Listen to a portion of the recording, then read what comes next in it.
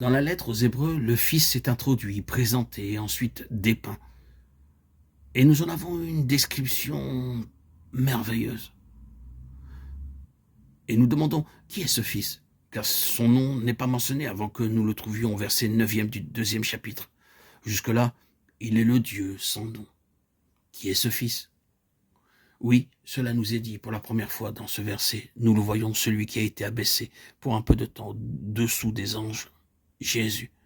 Peut-être cela paraît-il très simple de dire que Jésus est ce Fils, que ce Fils est Jésus. Mais il est possible que nous ne reconnaissions pas un certain détail à ce sujet. Il est très rare, après sa résurrection ou son ascension, qu'il soit appelé Jésus. Après être remonté au ciel, il est appelé habituellement le Seigneur Jésus, Jésus-Christ notre Seigneur. Il a reçu son titre tout entier lorsqu'il fut remonté sur le trône dans les cieux, de sorte que si l'on revient en arrière en employant simplement le nom de Jésus, nous savons que c'est afin de rappeler son humiliation et le but de cette humiliation. Ce nom est lié à son œuvre accomplie sur la terre pour notre rédemption. Nous considérons donc encore ce passage, nous le voyons, celui qui a été abaissé pour un peu de temps au-dessous des anges, Jésus, à cause de la mort qu'il a soufferte. Jésus était le nom de celui qui a subi la mort, qui a coûté la mort pour chaque homme. Et c'est lui, le Fils, qui est introduit ici. Il est identifié par son nom, Jésus. Tu donneras le nom de Jésus, car c'est lui qui sauvera son peuple de ses péchés. Matthieu 1, 21.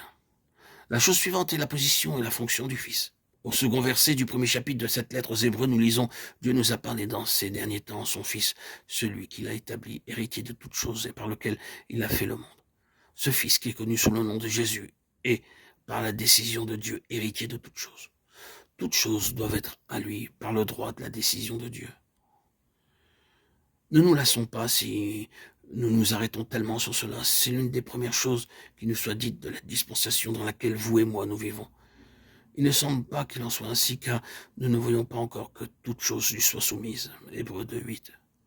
Mais il nous est dit avec assurance qu'il est héritier de toutes choses, de sorte que tout doit venir à lui. À la fin, Dieu va réunir toutes choses en Christ, celles qui sont dans les cieux et celles qui sont sur la terre. Éphésiens 1, 10. Si nous employons un langage humain, nous dirions ceci. Il eut quelque part dans l'éternité passée un moment où Dieu le Père convoqua une conférence afin de discuter de l'avenir, de tout ce qui allait être créé. Le Père dit alors, je fais de mon Fils l'héritier de toutes choses. Je le désigne comme mon héritier. J'ordonne que toute chose, à la fin, soit en sa possession. Or, nous sommes en la présence de Dieu Tout-Puissant et Éternel. Et lorsqu'il prend une décision comme celle-là, rien ne saurait l'entraver. Celui qui l'a établi héritier de toutes choses. Mais il ne s'est pas arrêté à cela. Il s'est tourné vers le Fils. C'est naturellement notre façon de parler. Et lui a dit, maintenant, je vais me servir de toi comme de l'agent par lequel je fais toutes choses, par lequel il a fait le monde. Ce Fils que nous connaissons comme notre Sauveur et notre Seigneur a été l'agent de Dieu dans la création du monde.